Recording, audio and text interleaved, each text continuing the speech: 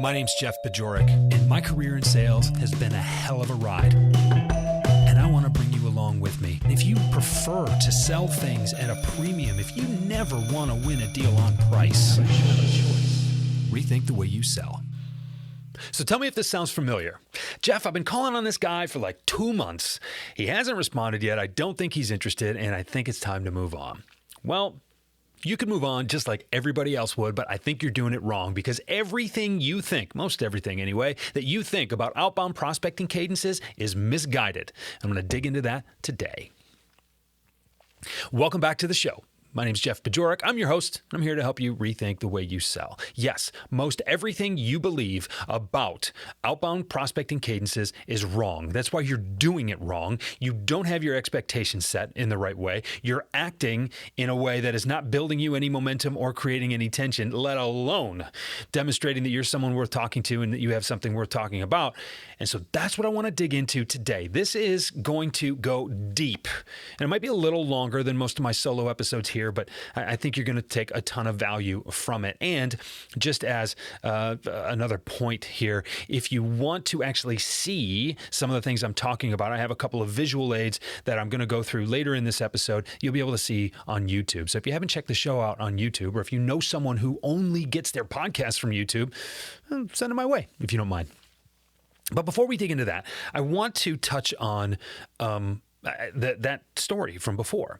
And this comes from my experience as well as my experience with clients.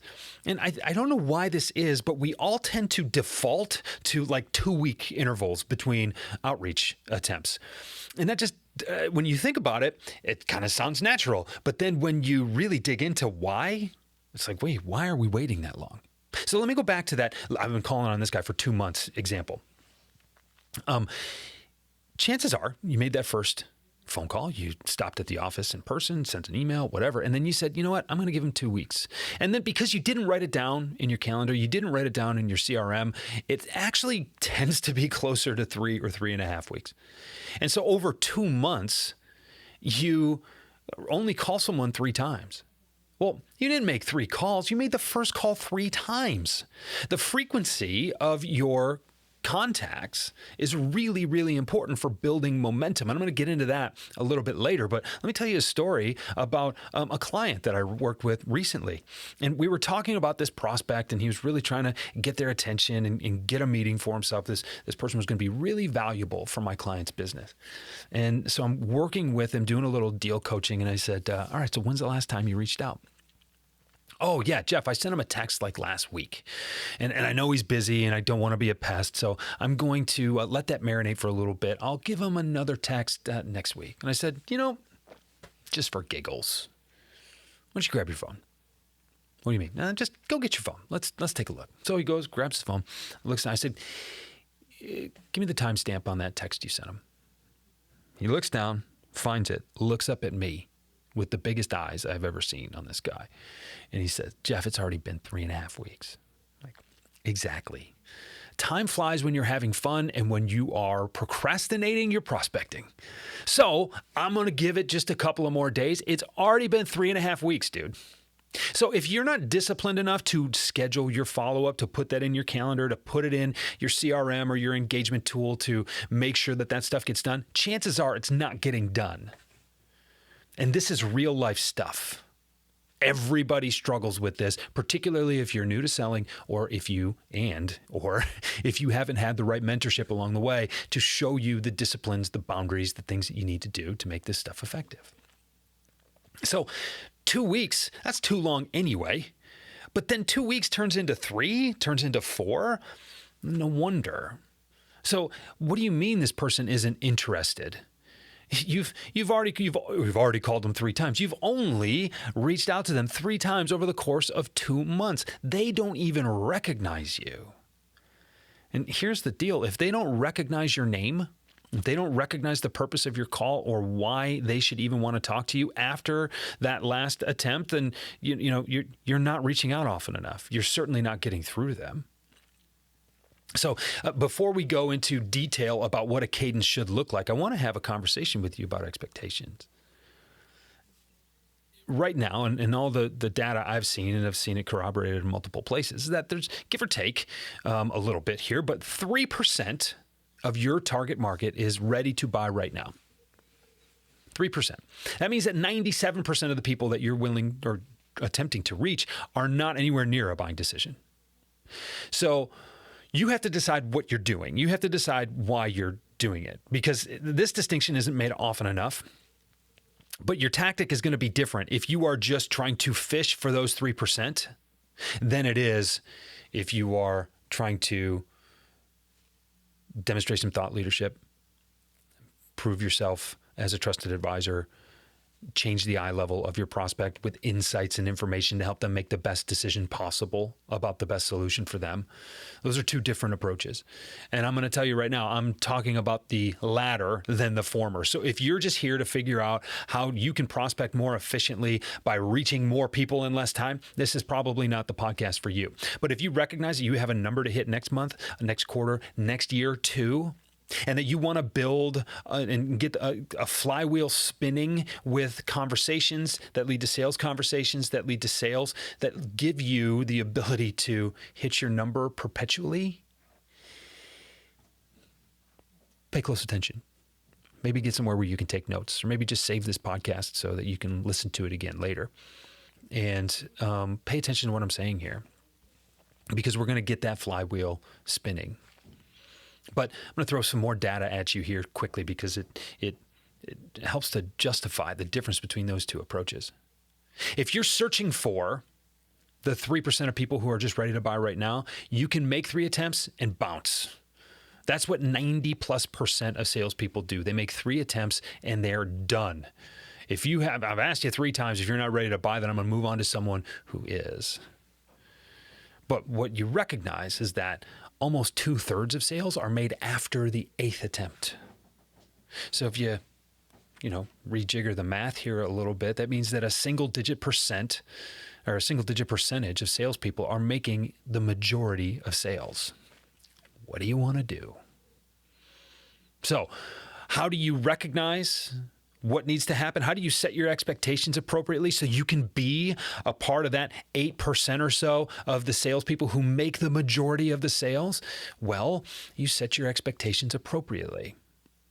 Instead of going 0 for 3 and being frustrated and moving on to the next, you set your expectations at I'm going to need to reach out a dozen times, maybe 15 or 16 times before I start making the right connections with the right people. Oh, and by the way, that number only goes up as the space gets more crowded, as there is more noise and things like that. So this is not something that you're going to be able to just get in, get out, and get done. So when you set your expectations at, I'm going to need to hear no or no decision or no answer a dozen or more times. All right, now you're first dealing with reality, but secondly, you can keep your mindset and your wits about you. You go 0 for 3, you're frustrated. If you plan on 12 but get through at 9, now you're elated. And let's think about how important, how vital belief and mindset and attitude are to your sales success. How do you believe in yourself if you're constantly going 0 for 3? Well, when I give you the information that says, well, yeah, of course you're going to go 0 for 3 because you didn't realize that if you go 1 for 8, you're average. Now that changes your eye level a little bit. It gives you new information to do better with what you have, to make the right decisions about the right solutions for you. That solution is probably a longer cadence with reaching out or outreach attempts, contacts, much more frequently than what you're doing. But I want you to remember the power of belief. You believe that you can make a sale. You believe you can make a connection, schedule a meeting. If you're willing to reach out 12 times, good. Set your eye level there, because that's what it takes. But if you're hoping that you're just going to get a few quick wins here, well, hope's not a strategy. And 3 attempts per contact or per target is not a good one.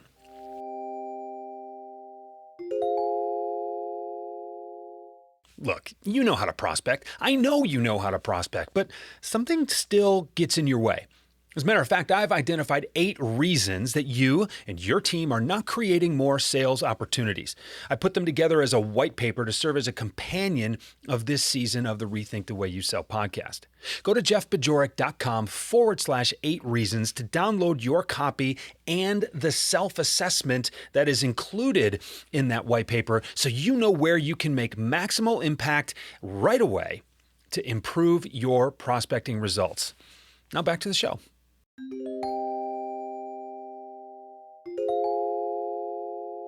So I want to show you a couple things here. The objectives of a cadence. Let's redefine the purpose of the prospecting cadence. The first thing is to get the prospect's attention, right?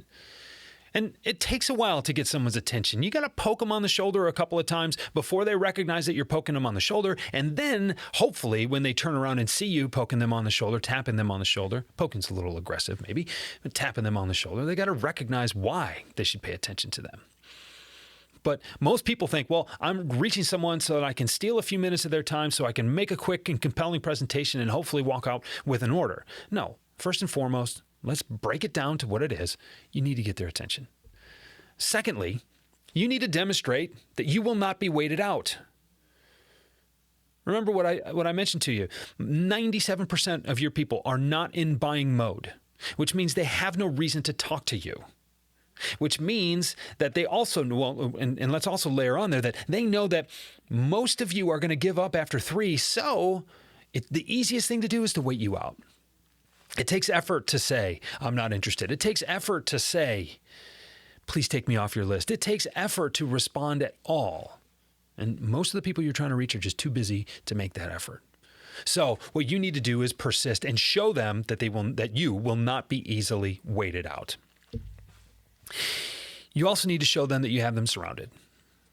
Professionally, not in a creepy way. If you don't want to be creepy, don't be creepy. It's pretty simple. But you need to show them that you know where they are, hanging out online anyway. You send the emails. You reach them on social media. You've made the phone calls. Maybe you're sending texts. Maybe you're using video. Maybe you sent some direct mail, right? You are stating your intentions very clearly, and it seems like almost everywhere they turn, there you are. What's happening here? You are on their radar. You are getting their attention, even if they're not giving you much of it right now. Their awareness of you is there. This takes coordination. This takes effort, but this is what it takes. You also need to build momentum with this cadence, which means your frequency needs to be there.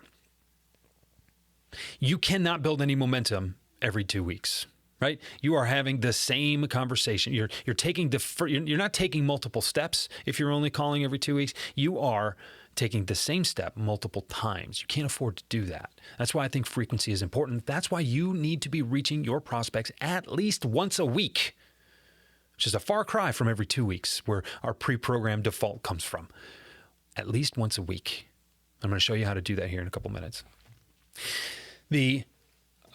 A big objective, rather, of the cadence is to start creating tension. And not just tension in the decision you're asking them to consider, but also the tension of, wow, this person is someone worth talking to and has something worth talking about. I should reply and set up some time. You need to create that tension. And we know that tension is the group of emotions that is responsible for every sale being made. The first sale you need to make is that the meeting needs to get scheduled, okay? So appreciate this for what it is. Why should they be meeting with you? Well, the reason they should be meeting with you is because you are providing value. There is going to be a valuable reason for them to give you their time. They're going to walk away with some insights, some information, what have you, that is going to make that time well spent. And that kind of adds to the tension that you're hoping to create. But also, that's the reason for the meeting. Now, a quick little rule of thumb. Would the insights and the information you're going to present in that meeting be worth them paying for? Because when they give you time, they are paying you. Let's not be so glib as to say that time is money, but there is a pretty close correlation there. And what is that correlation? Well, let's make the math simple, okay? Let's say you're calling on an executive that makes $200,000 a year, 2,000 hours in a work week, kind of a joke, but again, we'll make the math easy. That's $100 an hour. If you're asking for 15 minutes, that 15 minutes is worth $25 to them. Would they be willing to pay $25 for the insight that you are going to provide them with? If no, then have better insights. Right? Let's think about this. They're giving you their time, the only non-renewable, finite resource in the universe. They're giving it to you. You're asking them to give it to you. You had better come with the goods. And if you don't have something, if you don't believe that what you are going to provide them with is worth paying for, then go back to the drawing board and figure out something that will. That is a big deal. So what does a cadence look like? Now, I've got one that's very basic. I really just did the math, and I call it 5/4. And if you break your prospects into 4 groups, 4 manageable groups, let's say you have to reach 100 prospects, okay? You need to reach 100 targets to book some meetings and hopefully turn these targets, these suspects, into prospects. Then I want you to break them into 4 groups of 25. And I want you to reach each one of these groups 5 times over 4 weeks. And again, if you go to YouTube, you can show, or I'm showing you, you can see how this is graphically represented here. But in the first week, you're going to reach group 1 on Monday, group 2 on Tuesday, group 3 on Wednesday, group 4 on Thursday. And look, 25 outreach attempts should take you an hour or less. And if it takes you a little longer than that, we talked to Sam McKenna not too long ago, and she said, well, maybe it takes you a little longer up front, but make sure the quality is there. And as you get through the learning curve, you can do it faster. That is very well stated and very well heard. But you've reached out to all of your prospects over the course of the first 4 days. Then on Friday, I want you to reach group 1 again. It's 25 calls a day. You can do this. Okay. Then what happens in week 2? Well, you reach group 2 twice. What happens in week 3? You reach group 3 twice. And in week 4, you reach group 4 twice. And I'm just filling out this matrix on a 5x4, kind of 4 work week calendar here. And so you are reaching all of your prospects 5 times over 4 weeks, just a little more than once a week. You can do this. How do you scale it? Well, you got 5/4. You can go to 15/12. All you do is you do this 3 times in a row. 12 weeks is a quarter. And then it gives you a week to take off at the end of the quarter, right? 13 weeks in a quarter. So now you've committed to these 100 suspects. You were going to reach out to them 15 times over 12 weeks. So now we get back to the answer of, Jeff, how do I know when I've reached out enough? Well, I think if you give someone a quarter's worth of outreach on a calendar, of more than once a week reaching out to them, you've got time under tension. You've reached out to them over a long enough period of time. You've also reached out to them frequently enough to build momentum over that time. Look, maybe they just aren't interested at this point. Okay, rotate them out of your cadence. Doesn't mean you give up on them forever, because if you believe that you can help them, if they are dream clients for you, then you just put them on the back burner for now and you revisit them again. And now you're revisiting this list of suspects every quarter at least. You reach out to, if you're in most sales positions and you reach out to someone 15 times over the course of a quarter, you're going to get a response from them. Unless they're not hearing your outreach, they're not getting your messages, email filters and things like that. There are a lot of things that could get in the way, but you can definitely say that you have given enough effort. And if you're reaching out to 100 people or 100, contacts in these organizations, you should have enough pipeline being built to hit your numbers. And even if they don't buy now, you're starting these conversations that even in a longer sales cycle will continue to germinate, and they will continue to turn into sales at later times. This is what gets that flywheel spinning. Most people aren't patient enough to spin that flywheel.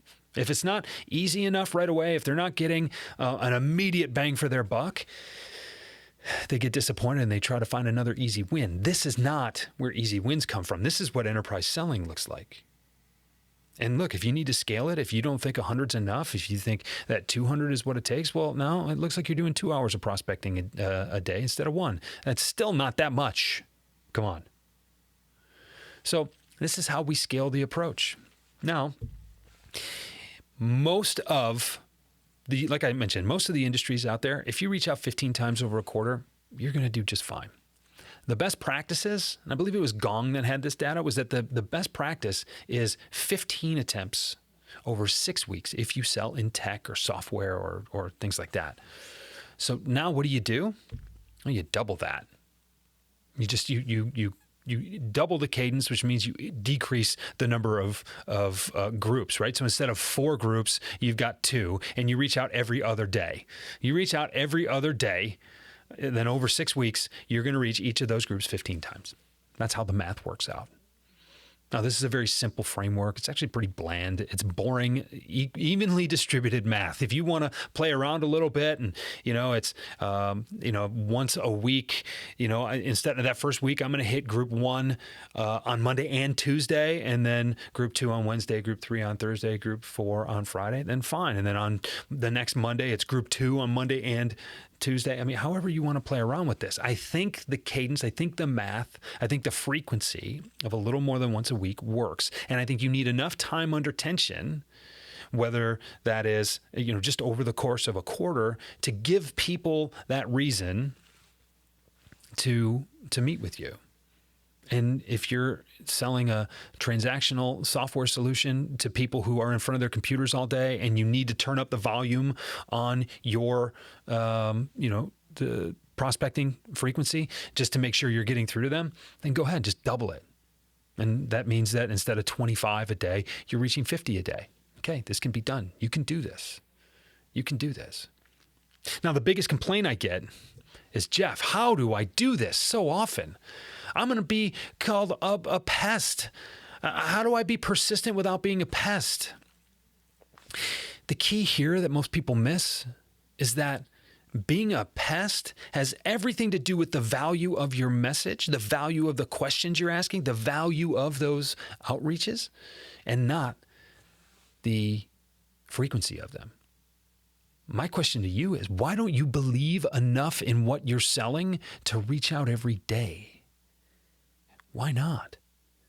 You don't believe enough in the value you provide to reach someone every day. Now, I'm not saying that you should listen to them or reach out to them every day, but what I'm saying is, why don't you feel like you could be heard from every day? That's a messaging issue. That's actually what we're going to get into in the next episode. I'm going to show you how to create messaging, to create provocative prospecting messaging that will get your prospects' attention without you looking like a pest.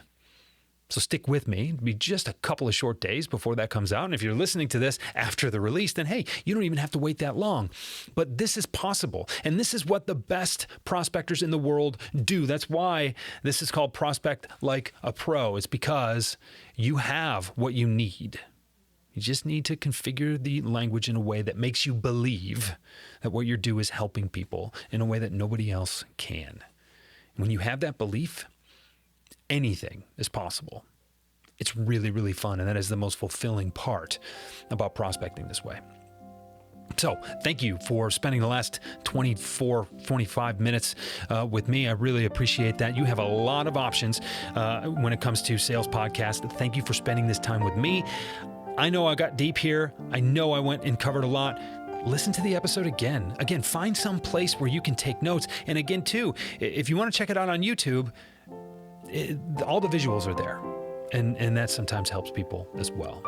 So I hope this is helpful. I can't wait to dig into the real work of this, which comes in the next episode, and I'll talk to you again then.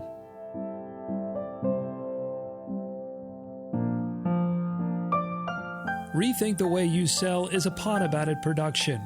It's mixed and edited by Doug Branson, with music by Blue Dot Sessions and Doug Branson. This podcast is masterminded by Jeff Bajorek.